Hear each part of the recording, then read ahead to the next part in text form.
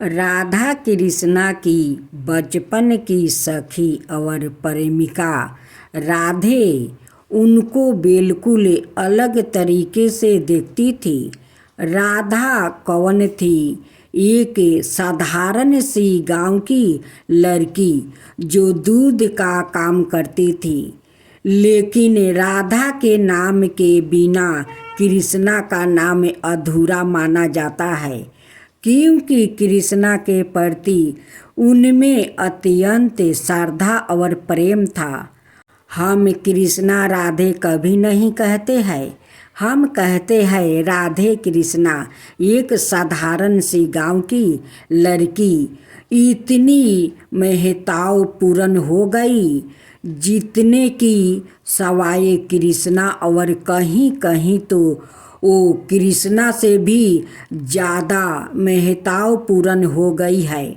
कृष्णा के बारे में राधा कहती है, कृष्णा मेरे भीतर है, मैं कहीं भी रहूं वो हमेशा मेरे साथ है। वो किसी के भी साथ रहे तो भी वो मेरे साथ है। गोमंतक पर्वत पर रहने वाले गरुड़ के पुत्र थे। बेंतए वो किसी बीमारी की वजह से पूरी तरह अपंग हो गया था।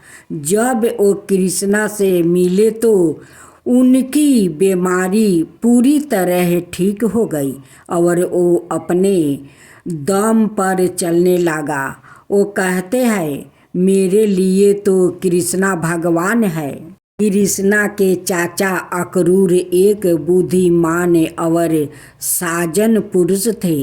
उन्होंने कृष्णा के बारे में अपनी सोच को इस तरह बताया है, इस युवा लड़का को देखकर मुझे लगता है मानो सूर्य चंद्र तारे सब कुछ उसके चारों तरफ चक्कर काट रहे हो। जब वो बोलता है तो ऐसा लगता है मानो कोई सामर्थ और अविनाशी आवाज़ सुनाई दे रही हो। अगर इस संसार में आशा नाम की कोई चीज़ है तो वो सवाए कृष्णा ही है। शिखंडी के बारे में तो हम सभी जानते हैं कि उसकी अस्तित्व कुछ अलग तरह की थी। बचपन से ही उन्हें काफ़ी सताया गया था। उनकी सुनिए, वैसे तो कृष्णा ने मुझे उम्मीद की कोई किरण नहीं दिखाई है, लेकिन वो जहाँ भी होते हैं आशा की एक लहर चलती है जो सबको छूती है और सबका जीवन बदल देती है। दूसरा अध्याय, श्री कृष्णा की बचपन की कहानी। वासुदेव ने अपने 8 पुत्रों को नंद और यशोदा की पुत्री स्थान पर रख दिया और उसे नन्ही बच्ची को लेकर वापस आ गया। जब कंस वहां पहुंचा तो वासुदेव और देवकी ने उसे कहा, इसे छोड़ दो, ये तो लड़की है। पर कंस नहीं माना और उसने उस बच्ची को जमीन पर पटकना चाहा, पर वो बच्ची जमीन पर नहीं गिरी। उसने एक अलग ही रूप धारण कर लिया। श्री कृष्णा का बाल्यकाल। कृष्णा माखन चोराया करते थे और माखन ही गोपियों की आजीविका थी। ऐसे में वो कृष्णा की माँ से शिकायत करती थी, पर कृष्णा मासूम बनकर उन्हें फिर से मना लेते थे। कृष्णा के सौले होने पर भी हर कोई उन पर मधुर था। ऐसा इसलिए था क्योंकि वो हर समय मुस्कुराते रहते थे। श्री कृष्णा ने उठाया गोवर्धन पर्वत। गोकुल के लोगों में इंद्र उत्सव मनाने की परंपरा थी, पर कृष्णा के कहने पर उन्होंने गोपो उत्सव मनाने का फैसला किया। उसी समय गरखुल में भारी वर्षा हुई और यमुना का स्तर इतना बढ़ गया कि सब कुछ डूबने लगा। ऐसे में कृष्णा सभी को गोवर्धन पर्वत की गुफाओं तक ले गया। तभी अचानक एक चमत्कार हुआ और पर्वत जमीन से ऊपर उठ गया। श्रीमद् भगवत गीता के 12वां अध्याय में कृष्णा से अर्जुन ने चैतन्य के निराकार और साकार सवाए रूप के अंतर के बारे में पूछा था। श्री कृष्णा बताते हैं कि निराकार की साधना कठिन है, पर भक्ति का मार्ग सरल है। वो अर्जुन को बताते हैं कि अगर वो पूरे विश्वास के साथ उनमें मन लगाए तो वो मुक्ति को प्राप्ति हो जाएगा। श्री कृष्णा अर्जुन को समझाते हैं कि मृत्यु के समय जो भी मनुष्य उन्हें याद करते हुए अपना शरीर त्यागता है, वो उन्हें प्राप्ति हो जाता है। सर्द गुरु हमें आखिरी पल पर उठाने वाले विचारों का महत्व समझाते हैं और बताते हैं कि मुक्ति को पाने के लिए अंतिम समय में कैसी भीतरी स्थिति की जरूरत होती है। बलराम ने एक बार कृष्णा से ये प्रश्न पूछा कि तुम्हारे होते हुए हमें इतना कष्ट क्यों झेलने पड़ रहा है। इस पर श्री कृष्णा ने उन्हें आध्यात्मिक पथ की प्रकृति के बारे में समझाया।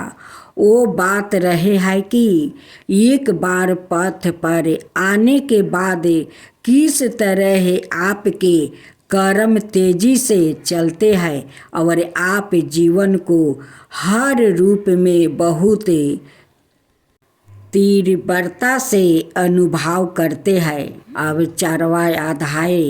एक साधक ने सर्द गुरु से प्रश्न पूछा कि भगवान कृष्णा ने अपने जीवन में क्या साधना की थी।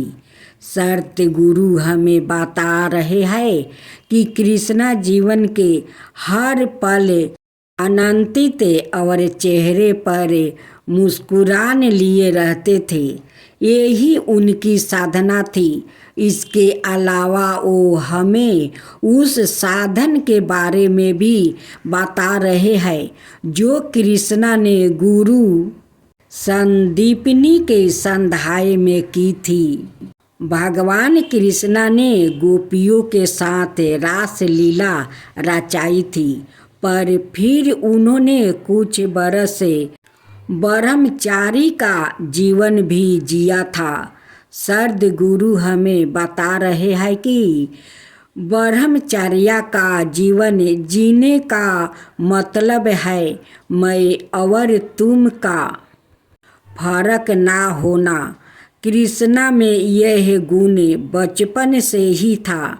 जब उन्होंने माता दशोदा को अपने मुख में पूरे ब्रह्मांड के दर्शन करवाए थे। जरासंध और शिशुपाल का अंत। शिशुपाल कृष्णा की बुआ का बेटा था। उसे कृष्णा से बहुत ईर्ष्या थी और वो हमेशा कृष्णा को आप शब्द कहता रहता था। कृष्णा ने वचन दिया था कि वो उसकी गलतियां माफ कर देंगे, पर एक और गलती करने पर वो खुद को नहीं रोक पाएगा। एक दिन शिशुपाल भीष्म और उनकी माता गंगा के बारे में अब शब्द कहने लगा और उसकी 100 भी गलतियां थी। कारावीरपुर का राजा श्रीगाला वासुदेव खुद को भगवान का अवतार मानता था।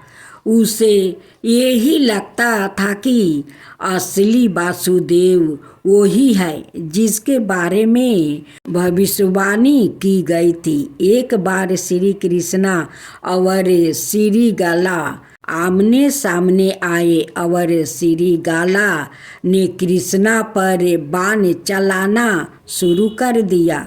कृष्णा ने इशारों से उसे समझाना चाहा, पर वो नहीं माना।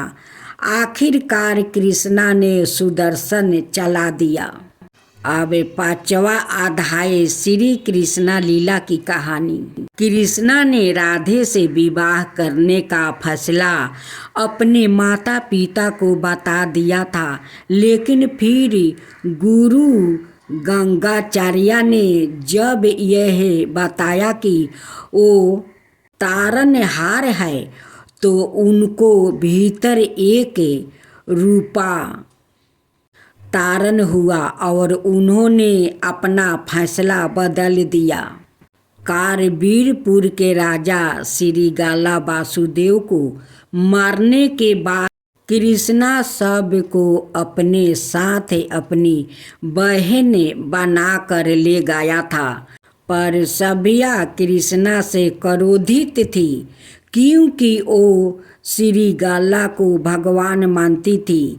श्री कृष्णा ने उसे एक दिन उसे श्रीगाला की एक मूर्ति भेंट की और उसकी पूजा करने को कहा। फिर धीरे धीरे उसमें रूपा तारण आने लगा।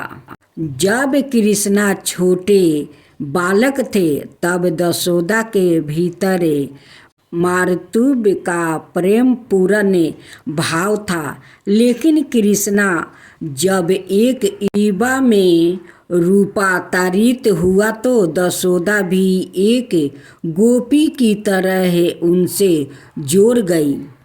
रुक्मिणी ने कृष्णा को तब देखा था जब वो 12 बरस की थी।